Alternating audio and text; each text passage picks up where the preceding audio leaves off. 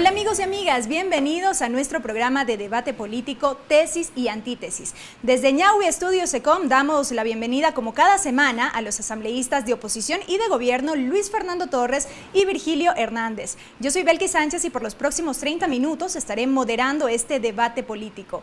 Llegamos como siempre hasta sus hogares gracias a la señal de la televisión legislativa del Ecuador por los canales 42 en Quito, 22 en Guayaquil, 27 en la ciudad de Cuenca. Además nos pueden seguir por la señal por internet a través de envivo.asambleanacional.gov.es. Agradecemos también, por supuesto, la reproducción de Tesis y Antítesis por parte de la red de canales comunitarios regionales del Ecuador asociados SECREA. Aquí comenzamos. La Asamblea Nacional, como muchos habrán notado, es noticia en estos días por la sentencia dictada en contra del asambleísta Clever Jiménez y dos personas más. Por ello, una vez más, el tema de la inmunidad parlamentaria y sus límites cobran vigencia. Vamos a invitarlos a ustedes a ver un resumen de los casos que, desde que está en vigencia la nueva Constitución, han debido resolver el Pleno de la Asamblea Nacional. Veamos. Según la Constitución, en el artículo 128, los asambleístas gozarán de fuero de Corte Nacional de Justicia durante el ejercicio de sus funciones. No será civil ni penalmente responsables por las opiniones que emitan ni por las decisiones o actos que realicen en ejercicio de sus funciones dentro y fuera de la Asamblea Nacional. Para iniciar una causa penal se requerirá autorización previa de la Asamblea Nacional, excepto en los casos que no se encuentren relacionados con el ejercicio de sus funciones. Si la solicitud de la jueza no se contesta en el plazo de 30 días, se entenderá concedida. Solo se les podrá privar de libertad en caso de delito flagrante o sentencia ejecutoriada. Fausto Lupera, en diciembre de 2008, la Asamblea Nacional negó el levantamiento de inmunidad. Enfrentó un juicio por presunción de peculado y falsificación de documentos. Jorge Escala, en diciembre de 2009, la Asamblea negó el pedido de levantamiento de inmunidad parlamentaria, puesto que tenía una acusación de injurias calumniosas y daño moral. Galo Lara, en diciembre de 2011 también la Asamblea negó levantar su inmunidad y enfrentaba un juicio interpuesto por la exministra de Inclusión Económica y Social, Jimena Ponce. Otro caso fue el de Diana Tamaín. En octubre de 2012, el Pleno de la Asamblea Nacional negó también la autorización para dar paso a una causa penal en su contra solicitado por la Corte Nacional de Justicia. El último caso ha sido el de Clever Jiménez. El 16 de abril de 2013, la jueza Lucy Blasio dictó prisión en contra de Clever Jiménez, Carlos Figueroa y su asesor Fernando Villavicencio por el delito de injuria judicial, sentencia que ha sido ratificada ya en 2 instancias. La Comisión Interamericana de Derechos Humanos, CID, les otorgó medidas cautelares que han sido rechazadas por el gobierno nacional. Con usted, asambleísta Torres, ¿qué le dice esta cronología de casos? Bueno, que la Asamblea, cuando ha tenido que discutir estos temas, lo ha hecho. El día jueves pasado, la Asamblea lamentablemente eludió el problema, a pesar del pedido que hizo la asambleísta Lourdes Tibán, para que debatamos entre los legisladores la situación de Clever Jiménez frente a la medida cautelar decidida por la Comisión Interamericana de los Derechos Humanos. Cuando la Asamblea no trata estos temas, se devalúa porque queda fuera o marginada de asuntos de interés público. El artículo constitucional que ha sido leído hace pocos minutos presenta los dos grandes temas de la inmunidad parlamentaria. Primero, la irresponsabilidad de un legislador en el ámbito civil o penal por las opiniones que exprese con asuntos relacionados a su tarea. Y la segunda parte de ese artículo tiene que ver con el hecho de que solamente si hay autorización del legislativo se puede procesar penalmente a un legislador por hechos, dice la Constitución, atinentes a sus funciones. ¿Cuáles son las funciones de un legislador? Ir a la Asamblea, asistir a la sesión, pasar la lista, votar o también fuera del hemiciclo legislativo, también fuera. Por lo tanto, si un legislador llegara a conocer que se cometió un hecho anómalo que podría ser una infracción de orden penal, un legislador tiene la obligación de denunciar. Y la denuncia que haga no será una denuncia a título personal, sino será a título prácticamente institucional como legislador. Lo que habrá que analizar en el caso de Clever Jiménez, ya no por nosotros, sino básicamente por las Cortes Internacionales, es si la denuncia que presentó era parte de sus funciones. Y yo creo que sí. Yo discrepo con algunos contenidos de la denuncia que me parecen bastante fuertes. pero por lo demás, que podía denunciar un hecho que ocurrió, el llamado pues 30S, la forma como denunció y lo que dijo es indudablemente materia de discusión. Y en la Asamblea ahora, un tema de fondo, y en el Ecuador, por cierto, tiene que ver con las medidas cautelares de la Comisión Interamericana. Esta comisión ha dicho que no debe ejecutarse la sentencia de la Corte Nacional de Justicia. Sin embargo, desde el régimen se señala que no es vinculante la decisión cautelar de la Comisión Interamericana. Y claro, sobre ello existe una gran discusión sobre los alcances de la Convención Americana de Derechos Humanos. Gracias, asambleísta Virgilio Hernández. ¿Era parte de sus funciones la denuncia que hizo Cleber Jiménez? A ver, creo que esto es importante que efectivamente debatamos. Yo creo que es fundamental que la Asamblea no deje de debatir estos temas porque obviamente tienen que ver, más allá del caso concreto, con temas relativos a la Constitución, a las atribuciones también que tenemos los asambleístas.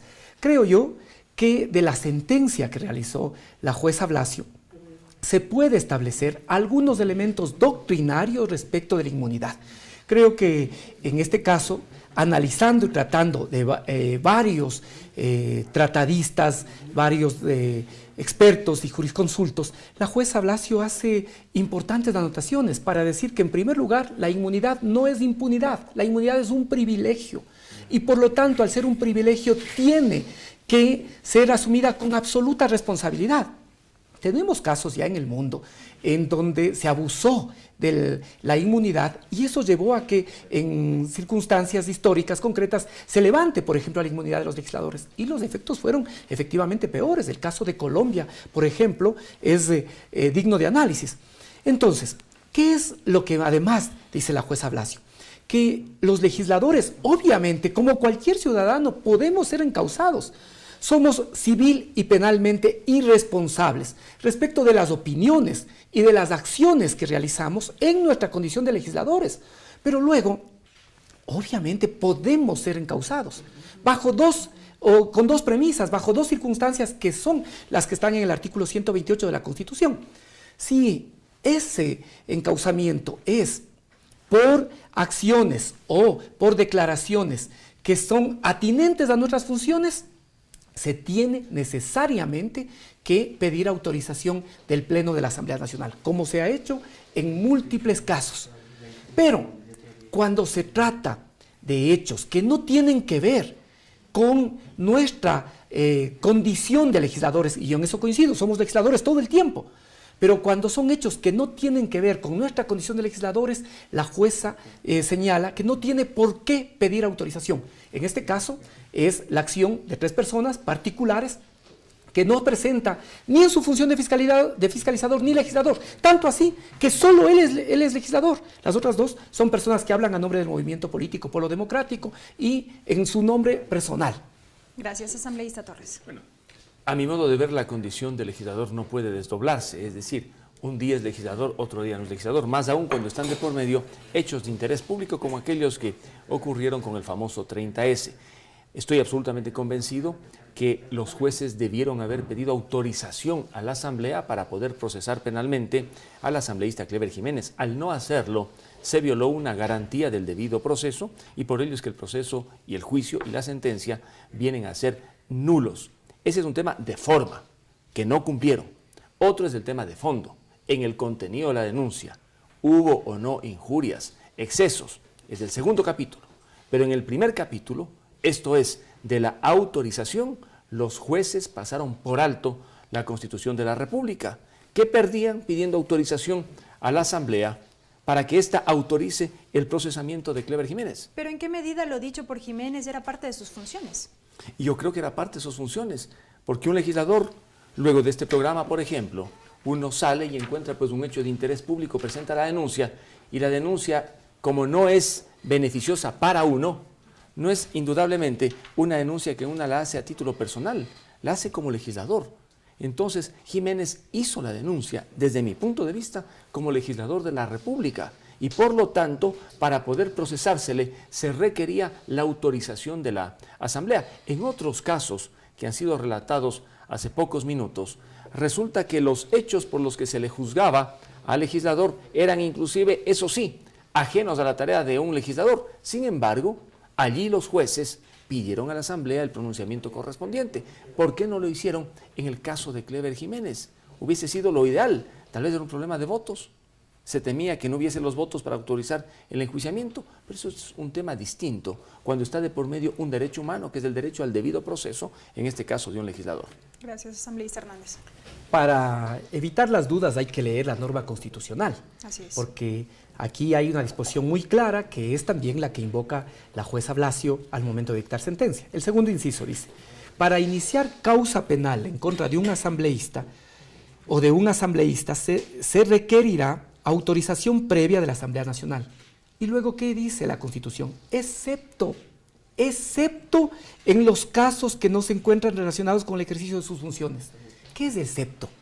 Sí, si uno mira lo que dice el diccionario de la Real Academia de la Lengua, el excepto es algo que está por fuera de la norma, algo que está por fuera de la regla. Por lo tanto, ¿qué es lo que está señalando la Constitución? Que en los casos en los que no hay relación con las funciones del legislador, no se requiere esta autorización. Eso es lo que nos está diciendo el texto constitucional. Por lo tanto, en este caso, no existía, no se requería de la autorización. Esta es una correcta interpretación del artículo 128 que está en la Constitución de la República. De ahí que yo preguntaba en qué medida lo dicho era parte de sus funciones, porque el contenido de la denuncia es bastante Pero fuerte. es que esto es importante. Esto es importante porque, de lo contrario, uno pensaría que uno en la condición de legislador puede hacer y decir lo que quiera. Yo pongo otros casos que quizá ayudan a entender mejor. ¿Qué pasa y le protege a un legislador la inmunidad en los casos de tránsito, por ejemplo? O de delito flagrante, o de una violación. Es decir, un legislador puede esgrimir esa condición para en ningún caso poder ser juzgado sin la autorización previa de la Asamblea Nacional. Eso podría llevar a un falso espíritu de cuerpo, que lo único que hace es deteriorar tanto la Asamblea como la institución democrática de la inmunidad. Pero más, veamos pues, qué es lo que le acusaban, para ver qué es lo dicho. Vea lo que dice la jueza precisamente en la sentencia. Dice, en tercer lugar, afirman que el señor presidente el 30 de septiembre, cuando todos conocemos los aciagos hechos ocurridos de aquella fecha, afirman que el presidente de la República fingió un autosecuestro, y que en un momento determinado salió del hospital de la policía, se fue al frente a la Universidad Técnica y Química acompañado de un funcionario, que allí mantuvo una plática con el rector de esta institución educativa, que luego desde allí, en forma perversa, ordenó disparar a mansalva contra ciudadanos indefensos. Y afirman algo más los denunciantes. Dicen que el primer mandatario, lleno de odio y venganza contra el pueblo ecuatoriano, no solamente que ordenara disparar, sino que se solazaba ante semejante acontecimiento. Eso es lo que dicen.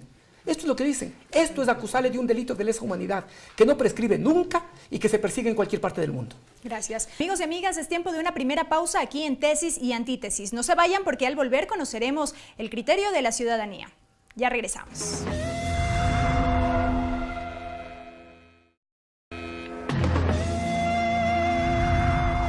Estamos de regreso aquí con más de Tesis y Antítesis con los asambleístas Luis Fernando Torres y Virgilio Hernández. El tema que analizamos esta semana, la inmunidad parlamentaria y el caso Cleber Jiménez. Recuerden que llegamos hasta ustedes a través de la señal de la televisión legislativa por los canales 42 en Quito, 22 en Guayaquil, 27 en la ciudad de Cuenca y por internet a través de envivo.asambleanacional.gov.es.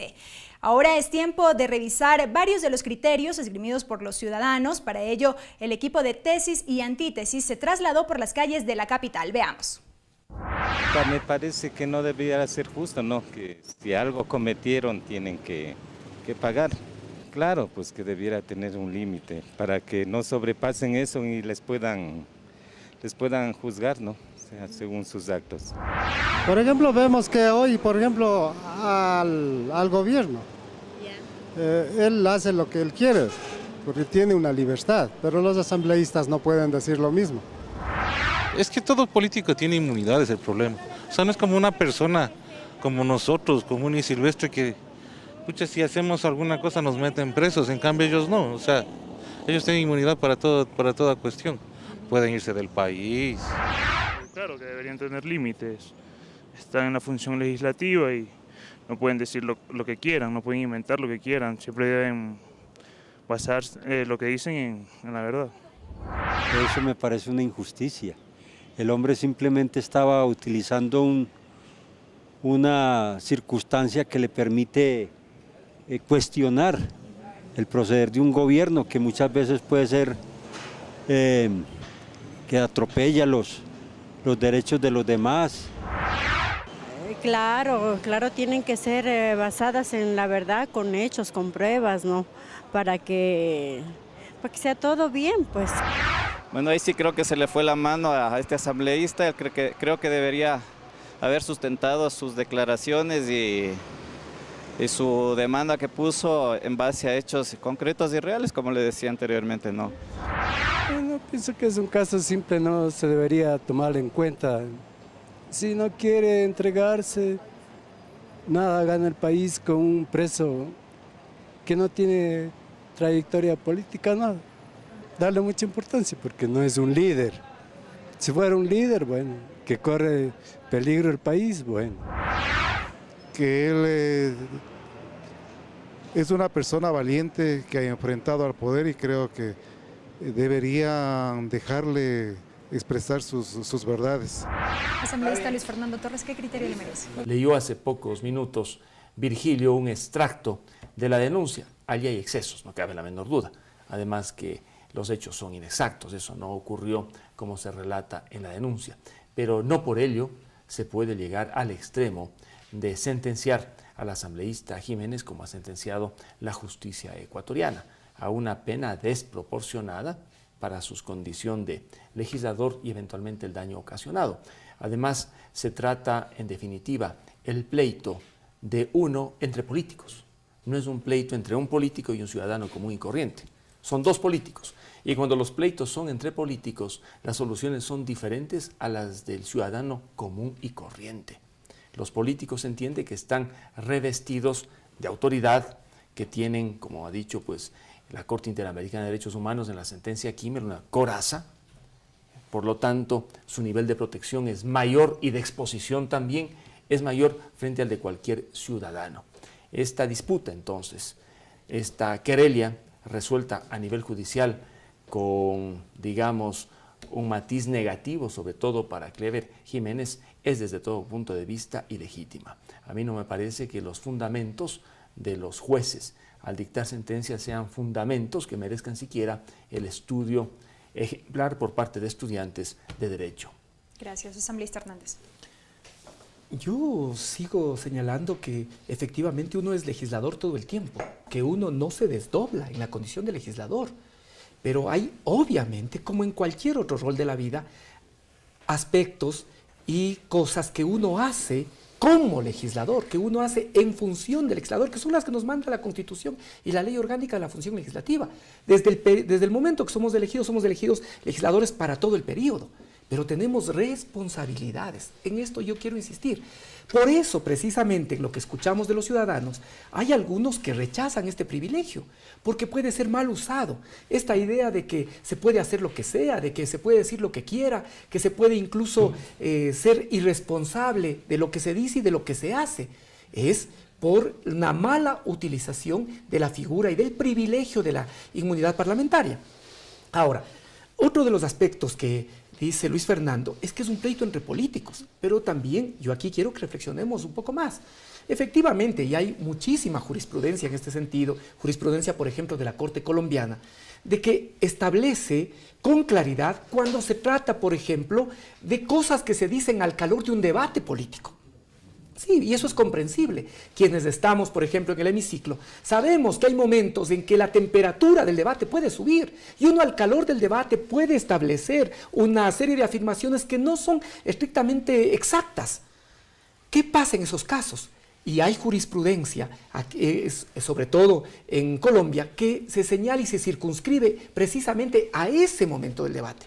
Pero aquí no. Aquí no son expresiones que las dice en el momento del debate o que se dice en medio de una entrevista el 30 de septiembre cuando el país estaba convulsionado. No, son hechos que se afirman y luego se lo hace de manera premeditada, que se los pone en un papel, que se los reduce a la calidad de denuncia, que se firma con un abogado, que luego cuando van el 4 de agosto y se les pide que reconozcan y que sobre todo digan si saben o no que puede ser declarada maliciosa y temeraria, ellos afirman que sí. Por lo tanto, aquí existió conocimiento y básicamente un interés político de dejar abierto, más que una acusación, de dejar abierta la posibilidad de que el presidente en cualquier momento pueda ser encausado por estos temas. Gracias. Asambleísta Torres, ¿estaría en riesgo la inmunidad parlamentaria? No, porque consta en la Constitución, indudablemente la inmunidad que apareció hace muchísimos años cumple un papel, proteger al legislador, entendiéndose que el legislador no es jefe de las Fuerzas Armadas, no es jefe de la policía, no maneja recursos. El poder de un legislador radica fundamentalmente en su palabra, en la capacidad de decir aquello que esperan sus electores y de denunciar al poder público. La inmunidad en el Ecuador está debidamente delimitada. Yo creo que no se van a producir más cambios, más bien lo que se discute es su aplicación. Los jueces ecuatorianos se equivocaron, aplicaron mal, debían pedir la autorización a la Asamblea y no la pidieron. Pero ahora el Ecuador también tiene por delante otro tema, las medidas cautelares dictadas por la Comisión Interamericana de Derechos Humanos. Esas medidas cautelares le obligan al país. El procurador del Estado ha dicho que no, el presidente de la Corte Nacional de Justicia ha dicho que no, y para ello sostienen que la competencia de la Comisión Interamericana para dictar medidas cautelares no nace de la Convención, esto es de esa Constitución de los Derechos Humanos a nivel iberoamericano, sino de un reglamento dictado por la Comisión. Y es verdad, nace de un reglamento, pero lo que ocurre es que ese reglamento está previsto en la propia Convención. E históricamente, en el Ecuador siempre se han acatado las medidas cautelares, con una o dos excepciones, caso del Universo, por ejemplo. Por lo tanto, si se han acatado las medidas cautelares de la Comisión, ¿por qué ahora no se acatan? Si se pidieron medidas cautelares, en el caso de Serrano, que está sentenciado en Estados Unidos, pidió el Ecuador a la Comisión Interamericana, ¿por qué ahora no se lo hace? Pero como recomendaciones, decía hoy en la mañana el asambleísta Virgilio Hernández, no como una imposición. Mira, la discusión es esta. Hay países y gobiernos que cumplen bajo el principio de buena fe. Todos sabemos que una norma para que sea cumplida tiene que tener la amenaza de la fuerza. En el caso de esas medidas cautelares, la Comisión nada puede hacer si el Ecuador no cumple. Mire usted lo que hizo en Colombia el presidente Santos. A pesar de existir dos sentencias de la Corte Constitucional colombiana diciendo que las medidas cautelares para Colombia son obligatorias, el presidente Santos no hizo caso a la cautelar que le beneficiaba a Petro. Gracias, asambleísta Virgilio Hernández. Sí, a ver, nuevamente, para dejar claro esto, los legisladores somos irresponsables en el plano civil, y esto es obvio. No podemos ser demandados por una ley, se nos puede pedir daños y perjuicios porque la Asamblea en el desenvolvimiento de su trabajo aprueba algo con lo cual alguien pueda sentirse afectado, ¿sí? Somos irresponsables civilmente, pero en el plano penal, el artículo 128 que aquí hemos citado deja la posibilidad de ser enjuiciados, si es que es en función de los roles que tenemos como legisladores, hay que pedir autorización. Y de lo contrario, si es que se trata de una acción común, no hay que hacerlo. A mí me parece incluso incoherente que se apele a este argumento, y mire que como parte del proceso, Clever Jiménez aduce su condición de legislador, pero esto es una inconsecuencia incluso con los otros compañeros suyos que firman la denuncia, porque esa condición de legislador solo es de él. Por lo tanto, ¿qué es lo que uno podría pensar? Que está buscando él evadir la acción de la justicia y que no le importa cuál es el destino que vayan a tener sus compañeros. El tema de las medidas que ahora ha establecido la Corte, y creería yo que temas como estos efectivamente pueden ser debatidos en la Asamblea. Me parece que, por ejemplo, deberíamos conocer en la Asamblea, más allá de que, de acuerdo a lo que es el artículo 115, él ya perdió su condición de legislador, así dice el artículo 115, es una de las causales de sentencia penal ejecutoriada, es una de las causales para perder la condición de asambleísta. Pero creo que deberíamos conocer ese oficio y, a propósito de esto, discutir de manera más profunda, tanto lo que tiene que ver con la inmunidad, cuanto también ahora este pedido de la Comisión. Y aquí nosotros ya hemos señalado, los pedidos de la Comisión afectan al ordenamiento jurídico ecuatoriano que establece la independencia de funciones. Piden que el Ejecutivo intervenga en la aplicación de una sentencia que le corresponde al campo jurisdiccional. Lo mismo, la Comisión se arroga competencias que no tiene. Las medidas cautelares no pueden ser dictadas por un órgano administrativo. Solo un juez puede sustituir las medidas que dicta otro juez. Solo la Corte puede dictar esas medidas. Pero en otros casos lo han acogido. ¿Se trata de conveniencia entonces? No, porque son recomendaciones. En unos casos sí y en otros no. Porque son recomendaciones y efectivamente el Estado, y no solo el Estado ecuatoriano, el Estado colombiano, el Estado mexicano, por ejemplo, también tiene una especie de de protocolo en el que, por ejemplo, de manera general acepta las recomendaciones, pero no las acepta cuando de forma expresa contrarían la Constitución mexicana. Es un tema que creo yo que, por ejemplo, podría ser debatido, a propósito de conocer este oficio, podría ser debatido en el Pleno de la Asamblea Nacional. Gracias, asambleísta Hernández. Amigos, tiempo de una nueva pausa. Esto es Tesis y Antítesis, no se vayan.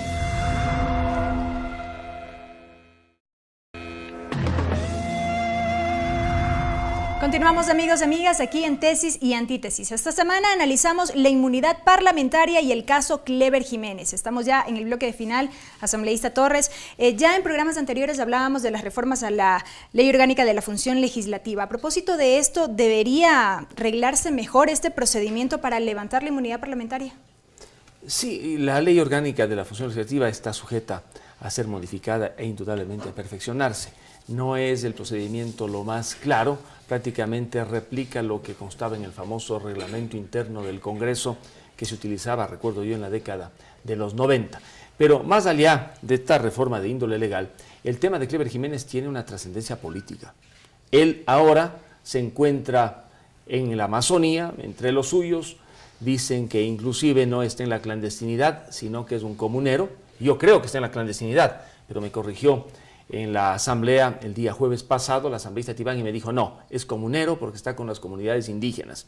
Ha hecho unas declaraciones de 20 minutos aproximadamente, donde él dice efectivamente que no quiere perdón, no quiere indulto, que él va a pelear por la nulidad completa de la sentencia. Mi impresión es que este tema no se va a apagar.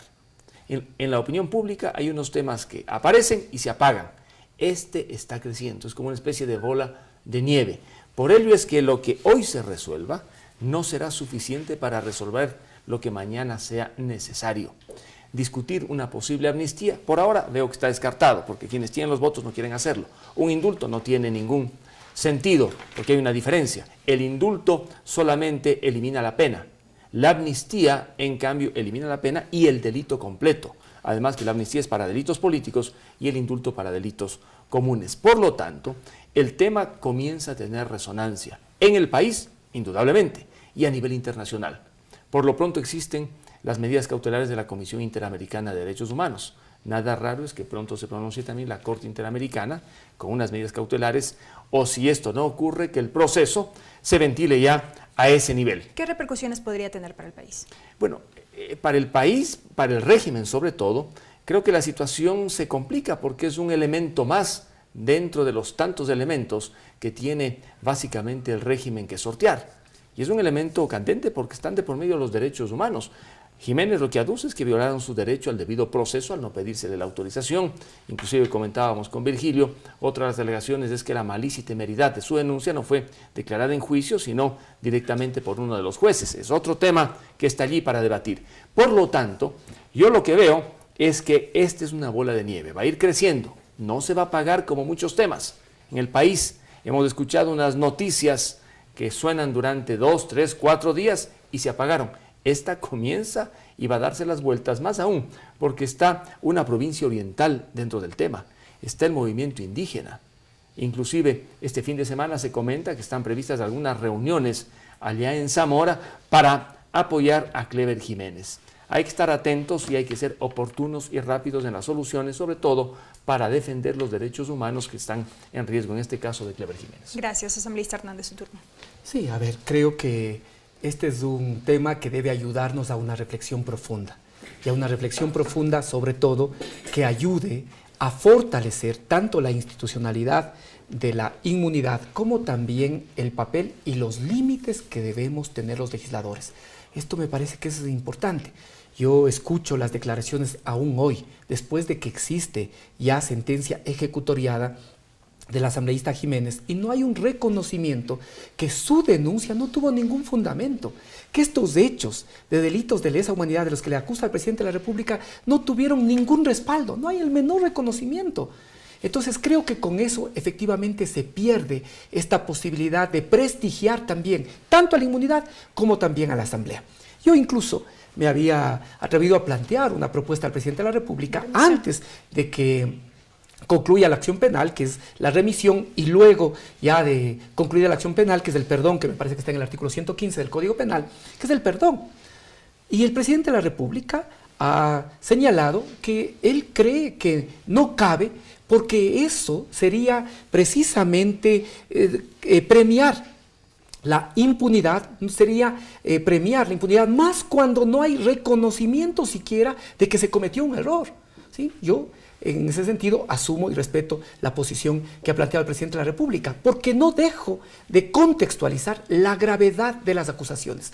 Siempre señalo que lo que se pretendía es dejar una puerta abierta para ahora o en el futuro poder encausar al presidente de la República. Se estaba buscando no solo producir un hecho jurídico, sino sobre todo generar un antecedente político por el cual el presidente pueda ser encausado en el futuro.